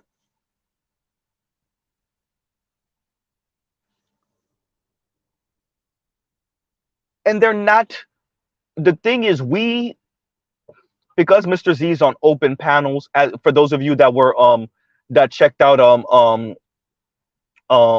the code breakers, what it was yesterday, because we're having these conversations with each other and we're agreeing on certain things and we're disagreeing on other things. What they say, iron sharpens iron, we're doing that.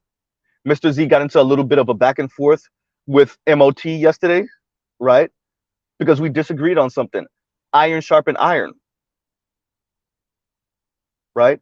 Because I'm going on open panels. I'm not just spewing whatever and then closing it down and then going to bugger off somewhere in real life. No, anything I'm saying here, any one of you or any one of the other content creators in the Black Manosphere could call me on it. Hey, Z, I heard you say this on your stream this morning. I disagree with that. What do you mean by this? Right? And because I'm reading some of you guys' comments, you know, I could read and be like, oh, yeah, actually, I didn't mean that. Or I said that wrong. Or, yeah, I mispronounced that. These other people, they're not doing that. Right?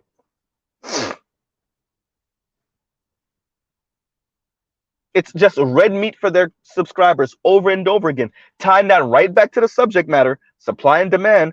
The demand is give us red meat. We want something to make us angry, right? Or better, maybe not even just angry. I think I'm saying that wrong. I need somewhere to put this energy of disappointment in my life, in my outcomes, in this environment, in this society. I'm a 28-year-old college grad Black woman who's earning $37,000 a year, living at home with my parents, or living and having sex with this guy that's 7, 8, 19 years older than me that I don't necessarily find that attractive or appealing, but he got me out of my parents' home. And I need somewhere to put all of this angst and this energy.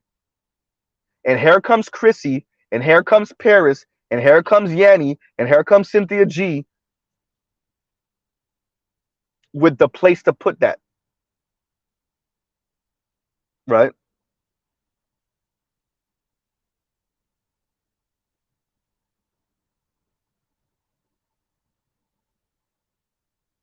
And that's the real. Right? So once again, when we speak about supply and demand, in the context of black men not achieving at the highest heights, and us not socializing black men to be worker bee provider males for black women to assuage their myth of white womanhood.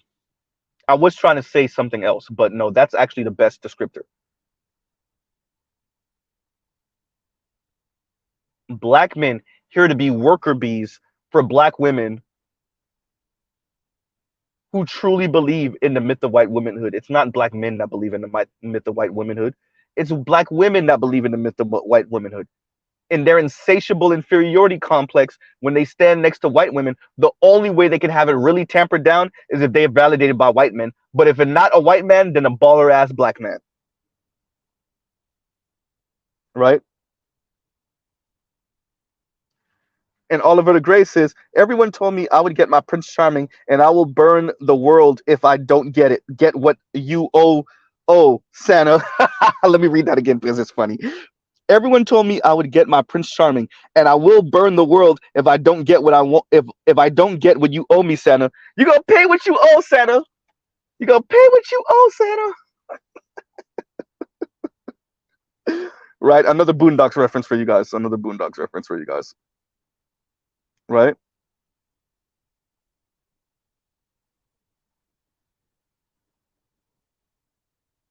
And that's all. Right?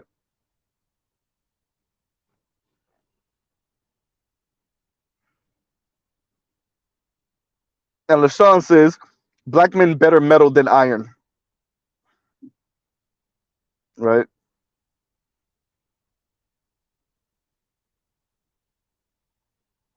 Yeah.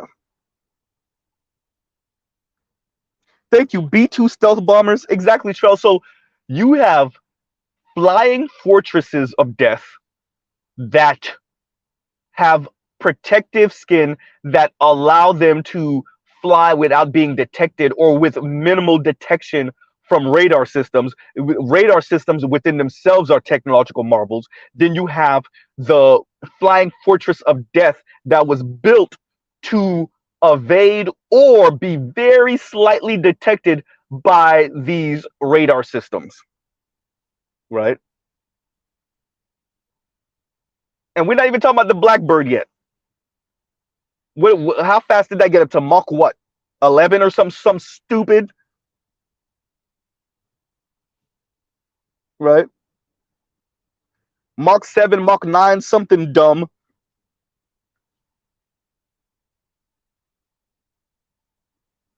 You imagine building something that's so fast that if you shot a gun at it after it took off, after it was in full speed, the bullet would never make it. Right?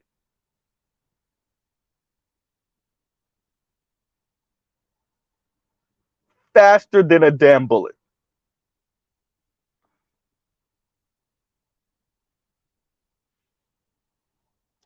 Mach 10. Better use says Mach 4. Mr. Donnie Mac says Mach 10. Either way, we're talking about 4 and 10 times the speed of sound. Right? That's the era we're living in with that type of technology. Right?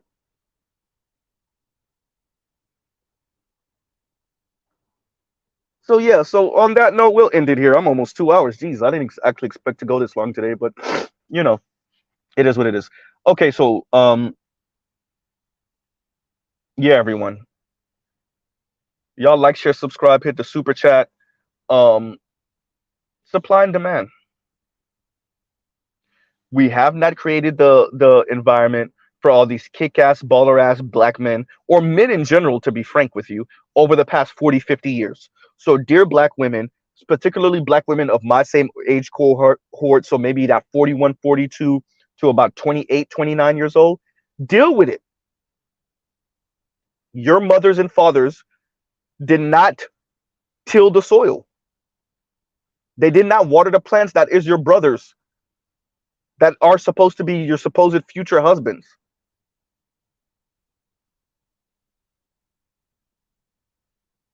And not enough anyway. They focused on you. Okay, fine. Second wave feminism dictated that we focus on the girls. All right, and we did. And now the girls got to play their part. You know what that means? Maybe you're the provider.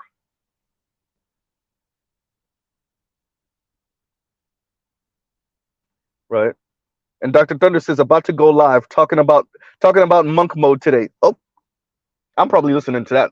As a matter of fact, I'm definitely listening to that. Right. And I think monk mode is needed. It helps you clear your mind when you're not on the vagina chase. Right? You get over the red pill rage, you're not on a vagina chase, and now you can see things clearly. Because we all been there, where you're on a date or you're out with a group of her homegirls or whatever, and they all sound retarded, but you just want the vagina, so you ignore it. Right? We all been there, especially for some of us that's maybe more intellectually inclined, or we just know something they don't know, and they're just talking to you like, ugh, but you want the vagina. And by the way, even with educated women, they just talking to you like, oh God.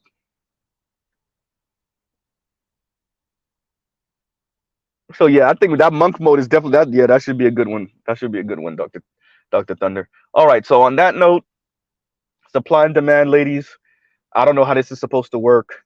Um, like I said, y'all check out the breakdown. Definitely check out the clip that I'm telling you about, which is around the hour 13-minute mark, hour 13 minute and about 30 seconds ish mark. So yeah, y'all check that out. Yeah, and so y'all can get a context of why I'm saying the type of things I'm saying. By the way, to all my African brothers and sisters, I'm not necessarily trying to throw y'all in the bus, particularly even the sisters, but y'all gotta stop talking out of context. I get it. Africa's different. I get it. And particularly for those of you that's coming from, upper echelon and, you know, rich or wealthy or connected backgrounds, right? But y'all gotta stop. Y'all putting way too much salt in the game in Black America, and y'all don't know what y'all talking about, and you don't care to know what y'all talk. That's the worst. You don't know, and you don't care to know.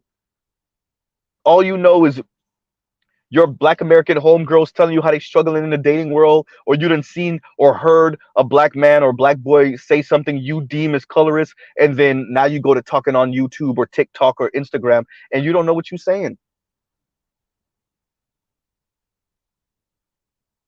right?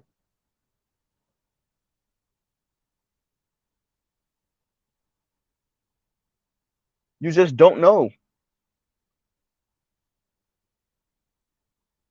And are you gonna be there for when she's crying because she's lonely as hell? And are you gonna be there when she need to kill that roach in the kitchen, right? Or are you gonna be there when something goes bump in the night?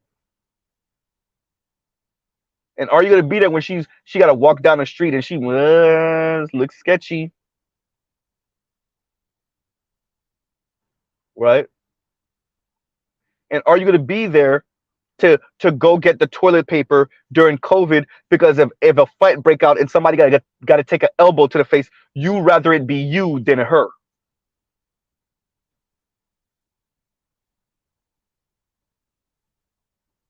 So to all the women talking crazy, particularly the African sisters, definitely the Nigerian sisters, that's something to ask yourself. And on that note, we'll end right here. So love, peace, and chicken grease. We'll pause right here. This was a great conversation. Y'all had me laughing. Um, y'all have a great rest of y'all day. Y'all go check out other Black Manosphere content. Dr. Thunder's about to stream. Y'all go check out other non-Manosphere content for the love of God, so y'all don't sound like these people who are supremely myopic, right? And we'll close out right there. All right, everybody. Y'all have a great rest of y'all day. Mr. Z out.